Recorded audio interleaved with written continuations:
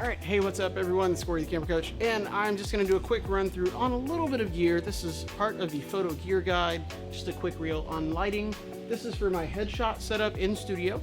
So my main light is a Flashpoint Explorer 600. It's a wireless receiver built in, so I've got that on the camera. Really nice because I can adjust the settings as I'm going, and it's a good bit of power. You can also see I've got a softbox on it. We'll go around to the other side, take a look at that, just a grid so I can make sure light goes exactly where I want it to go. All right, let's take a look at some more. All right, so next up we have this guy. This is not the light itself, but this is the grid, the softbox grid. I'm gonna turn it just a little bit so you can see, and ding, there you go.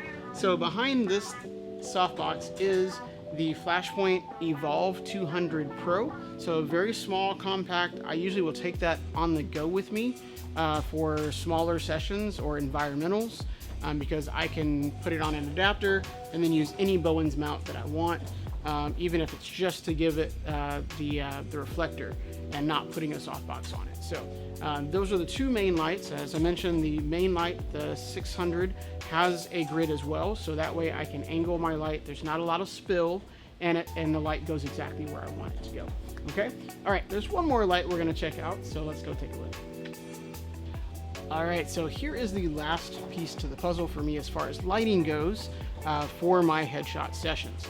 This is the Neewer 750 V2. It's just a speed light, as you can see. So this guy comes off, right? And so this is the small lights that basically can go on camera and with the hot shoe.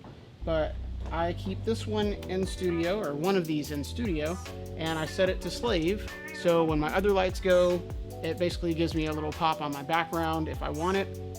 And so obviously I can turn this on or off. If I want more drama in my photo, more shadow and mystery, then yeah, I'm not gonna use this guy.